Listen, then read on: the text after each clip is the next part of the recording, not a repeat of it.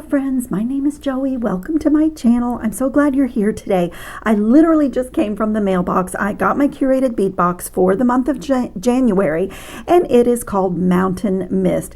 It has some beautiful things in it. If you are not familiar with this box, it is a value box, a monthly subscription. You get your list of ingredients on the thumbnail and a little peek at the color and the curation of the beads on the box.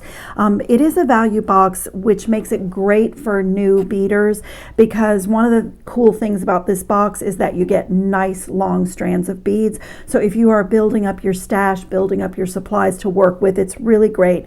You get a mix of gems, of glass beads, of metal findings, and it's kind of like a kit because you get a pack of findings. I've already opened mine because if you know me at all, you know that I've already designed 2 projects with this box, but this month it's silver, some months it's gold. One month I even remember they mixed gold and silver. But in the findings pack, you get everything: jump rings, lobster claw, bead stringing wire, head pins, ear wires, some crimp beads, some stretch cords, some memory wire, bracelet size memory wire. It's a really wonderful box, like I said, especially for new people, because you can try so many different types and genres of making jewelry. But they do always put a little disclaimer on the box that you'll always get the quantity that's here, but sometimes they may substitute a size of a bead or a color of a bead just based on availability. But you can go back on their website, dollarbead.com, and use any of these codes here if you loved anything in the box and you want to get more.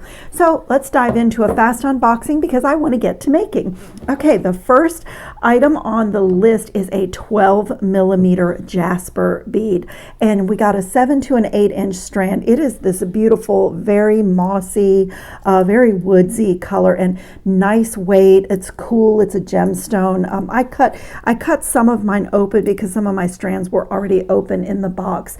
And then I love crackle glass. There's so much dimension in crackle glass, and these are 10mm aqua crackle glass beads, and there's an 8 inch strand here. I mean, I don't know if the camera is showing, but this has so much sparkle. You can just like really, there's a lot of depth to crackle glass. You can really get lost in that bead.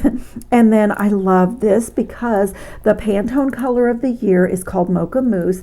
It is a brown. This isn't a quite of a match to the Mocha Mousse, but it's in that brown family, and this is going to be a really trending color this year, and it goes with everything. So this is a 10mm brown gemstone style glass bead. So if you can see, it has almost like the inclusions and the crackle of almost like an agate bead. So it is glass, but it does have the look of a gemstone. Nice weight to it, and you know, they're just great. Like I say, this is such a good value. And then these are 8mm, and this is a dark blue glass bead in a solid color, and I was really glad to get this. I realized I don't have very much in a navy or a dark blue, and that is another really great neutral color. And we got a huge long strand. What is the size on this? This one is a 16 inch strand. So that's what I mean about the value. I mean, there's a whole necklace here, you know, just instead of getting just a few beads. So I really love that. That's a great size bead too. And then our next one is this 8mm cinnamon, and this is a jade style glass. So if you know what real jade looks like, then you get it, because it really does have that. It's a little bit opaque and almost opal looking. I mean, it is a jade style glass, so it is glass, but it has a really rich, beautiful look, and it is that perfect cinnamon color. Just gorgeous. And then next is an 8mm blue gray crackle glass strand, and this is also we got a 10 inch strand of this, and this is also a gemstone style. So it is a glass bead, but it looks a lot like agate because of the way it's done with the colors in there. Like there's some earthy colors in with the blue color that's kind of a turquoise blue, kind of a Sleeping Beauty turquoise blue, but that is just beautiful. And again, a really nice long strand, 10 inches here. So with the spacers, you have another necklace, you know, if you wanted to just string.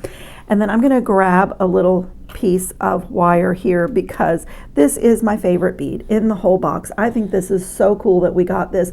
This is an 8 by 6mm aqua rondelle glass bead. and I had to cut my strand open, but it was, the original strand was 7.5 inches.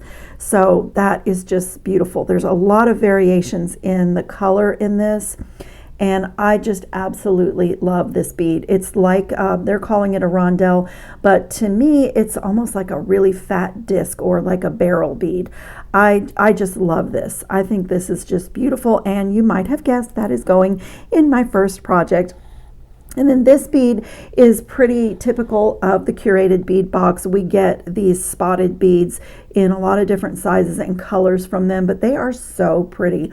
This one is a 6mm golden spot marble style glass bead, and it just has those little Dalmatian dots. It almost looks like a splatter painting on some of them, and you get the brown and the turquoise. So again, right on trend with the colors that we will be using this year. And I do love a 6mm bead. That one we got a 10-inch strand of that. So my next bead is another favorite in this box. I love the size. It is a bicone, but I love the size of this bead. My strand was all broken open, so I just put them in a little dish, but it was 14 inches long. And again, this is a very rich color of brown, and it sparkles, and I love the size because a lot of bicones are, you see that cone shape really predominantly on the two ends of the cut. And this one is a 6x4mm, so it's almost like a saucer. It almost has a little bit of a faceted disc look to me, and that will be going into my projects as well. I love it. And then we'll jump into our metal findings. We received two pieces of this silver chandelier component, and it is just gorgeous. It has a very tribal feeling to it, and if you've ever been to almost any of the mountains in America, there are a lot of tribal gift shops and a lot of Native American handmade things, more so in the mountains than where I live in Florida, although Florida does have some Native American Indians here too.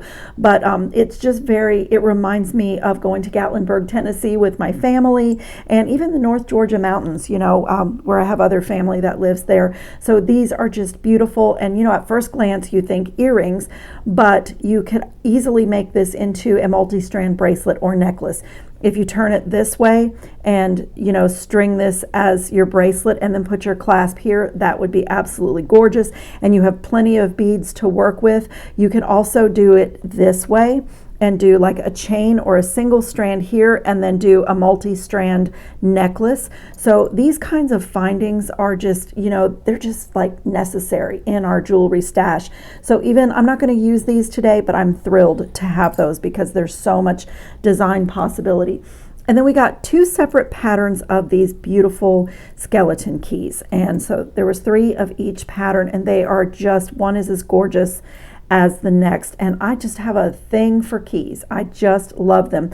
I have to say, I don't really get it with the Mountain Mist, but I love the classic key to my heart theme in jewelry making, so I am not sad to get 6 beautiful, really nice size keys. These are 42 by 16 millimeters. So these, you have 6 pendants here if you want, and I even thought like if you wanted some really bold, fun earrings, and you could mix and match, like you could do a different key on each ear. That would be really fun. So I'm thrilled to get those. I love that.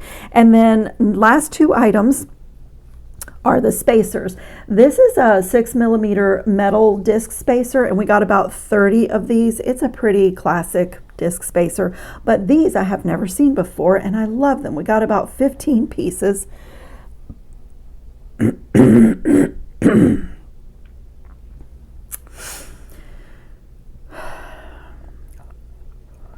We got about 15 pieces, and they are so cool. They are textured all the way around. They have a little dot, like 2 little dots on the front. I don't even know. They're a really cool shape, and I just love them. They're small, but I really love them, and they're just a great accent, and I will be using those in my project today too. So I am going to clean up all the things that are not going to get used in my project, keep out here the things that I am going to use, and I will be back and we're going to make something. Okay, I'm going to take the beads off that I'm going to be using. I just took one of the gemstone beads and a few little findings to make a charm. You can probably barely see it, but I have two of the crimp beads, and I have a really small length of the bead stringing wire, and it's not really a full bracelet length because I want to make a fully adjustable bracelet. But since there was no chain in this box, I am going to make my adjustable section out of the jump rings that we received in the box, and I will be using one of the lobster claw clasps and a whole bunch of these spacers. And I did pull a couple of little things from my own stash, and I will show you what they are. I am going to be using a few little bit larger disc spacers. I have this little assortment of Tibetan spacers here that I pull from. I have a couple of colors of this on my work cart. I'll link it in the description box because I just love having it. It's so handy. I am going to be using the ear wires that came in the box, and my first little earring is already done. Look at that. Isn't it so pretty? I also pulled from my stash these decorative head pins, and I just love how they fit. They are the exact millimeter width as this rondelle bead, so I just love that. So let's make that really fast, and then we'll jump into the stringing. This is totally a beginner project. This is like really easy. This is going to be a simple wire wrapped loop, but honestly you could do a simple loop here and make it even easier. But I'm going to copy exactly what I did here in my sample. So this is also an assortment of decorative head pins, and this is just bead stacking. So I put one of the rondelles, and I kind of sorted through because there's color variation. Since I'm making earrings, I sorted through so that I have some little bit darker colorway on the bottom of each earring and a little bit lighter on the top. And then I'm using one of my own disc spacers because I don't know if I'm going to use all of these in the stringing, but I also just like the chunkiness of these. But these are large hole, so they're not staying lined up because they have a large hole.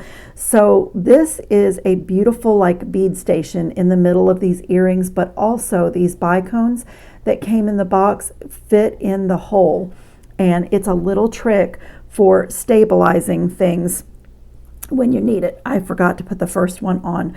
I flanked the spacers with the bicones, so the little bicone part goes inside the hole on the spacer, on the silver spacer on the top and bottom. Just line it up, and then let me just show you. So can you see? It makes it so that this isn't flopping around from side to side. And then I'm going to put the lighter of my rondelles on the top, and then one of these cute little spacers with the fat side down, the fat side sitting on top of my bead. So it's just a fun, simple little bead stack.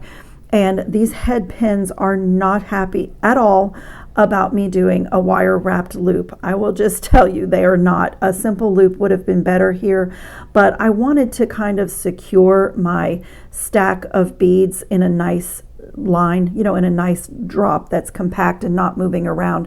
So I opted for a simple loop here. So 90-degree bend, and then round nose pliers, come down. Need only a small loop because it's going to get attached to the ear wire, and then bring this over the top barrel. And as I said, these head pins are not happy about being wire wrapped. I'm just going to rotate my pliers, and I'm going to get a hold of this and bring it around to the bottom of the pliers and just make sure that everything is centered. And then I'm going to get a hold of that loop and wrap it down to my beads.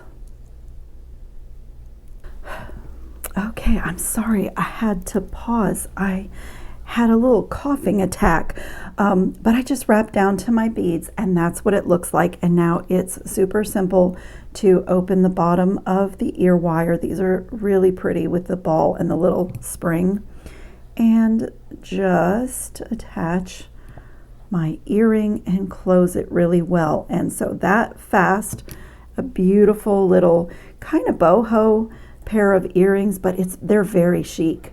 I mean, I just love them. I love the sparkle in the middle. You know, I just love the kind of making a bead station. So pretty. Okay, we're going to jump into our bracelet. So I'm going to start off with one of the crimp beads. And again, if you are newer to making jewelry, this could not be easier because all you do is flatten the crimp bead. So I am making a loop.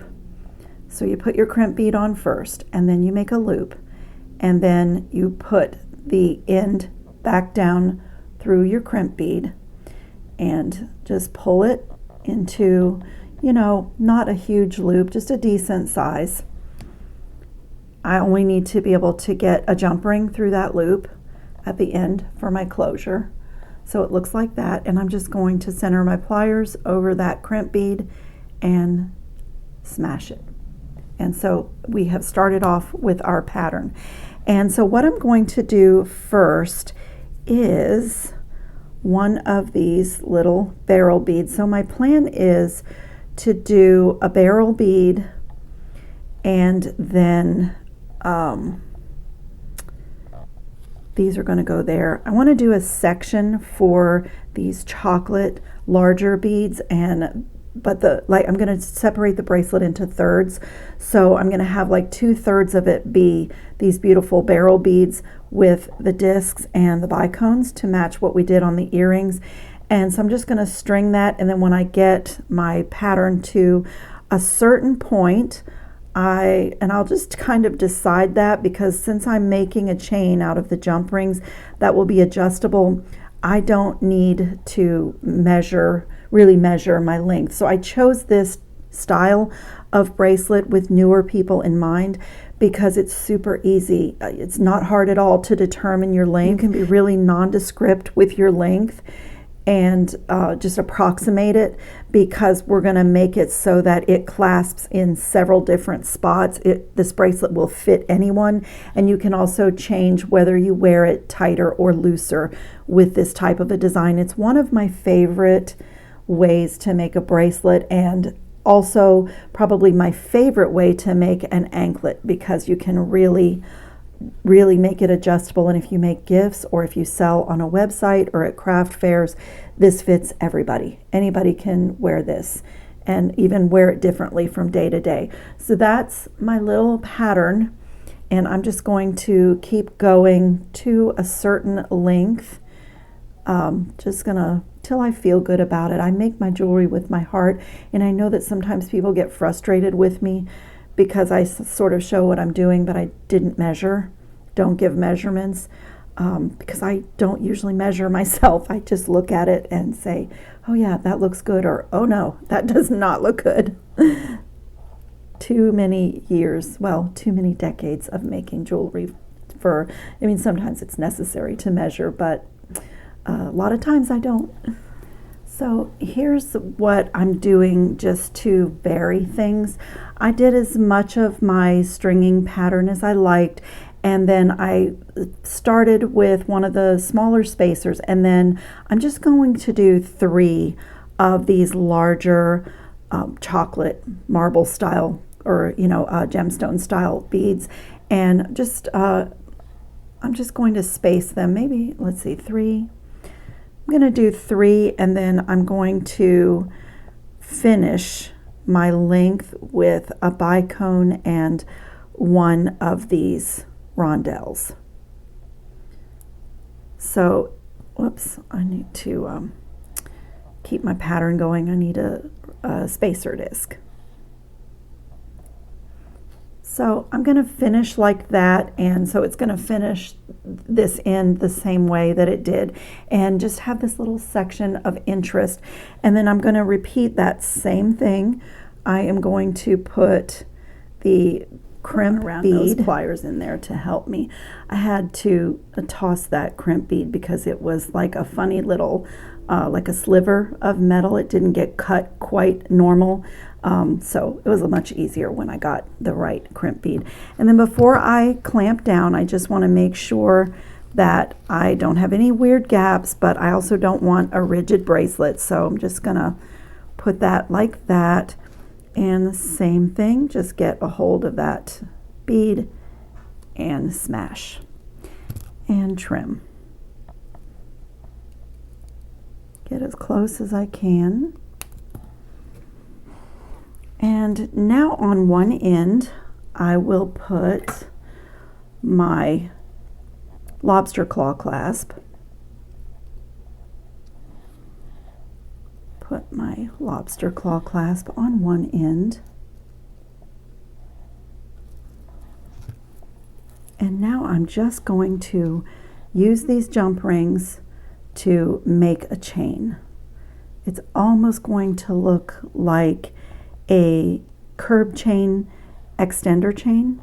And these are a nice thick gauge, so they're really good for this. Just make sure that each one is closed really well.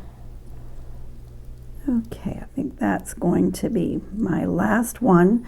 So it doesn't even look like jump rings anymore. It looks like a really beautiful jewelry chain.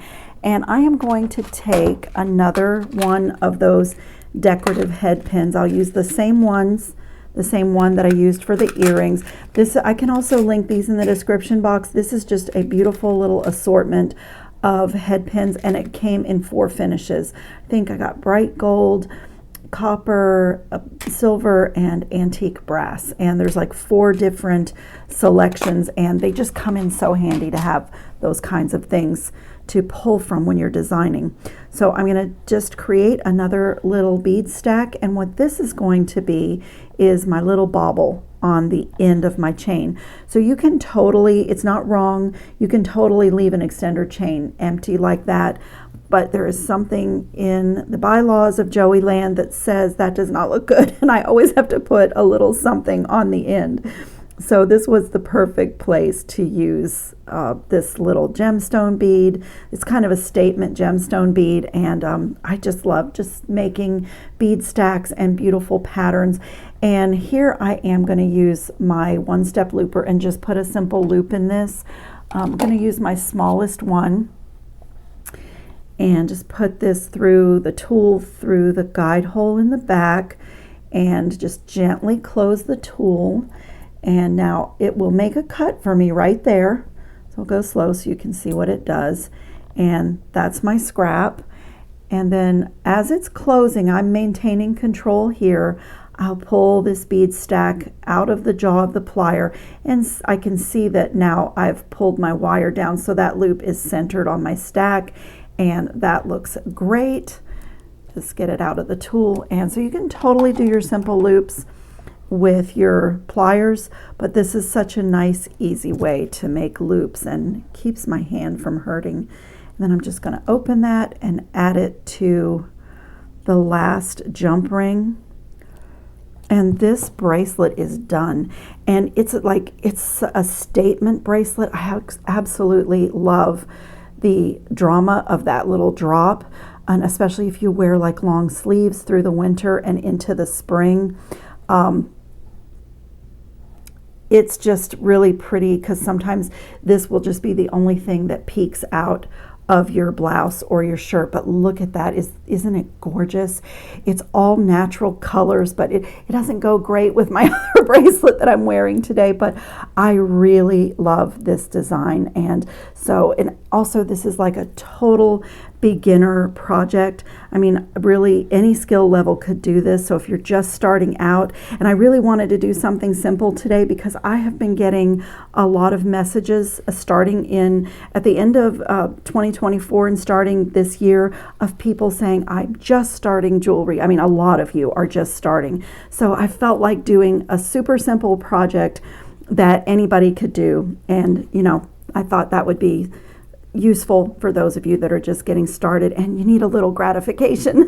So if you have not heard about the Curated Bead Box and you are not subscribed, I do have a discount code. I will put that in the description box under this video. I also, for newer people, I always list all of my favorite tools and any of the supplies that I show you if I know where I got it. I have been collecting jewelry supplies and making jewelry for decades. So some of my things I don't remember where they came from, but head pins or anything that I show you in a design, if I know where I got it, there will be a link in my description box. I work hard on them. And if you're not a efficient person with technology like me, you have to tap more right under the video title, but then on my boxes there's so much information. In order to see the whole thing, you have to tap more a second time for the whole thing to open. So check that out. Use my link if you're interested in Curated Bead Box, and leave comments. Let me know if you have any questions or if I can help anybody with anything, and if I know the answer, I'll be happy to share. And I hope everybody's safe and well and having fun on your beading mats. Ciao, friends.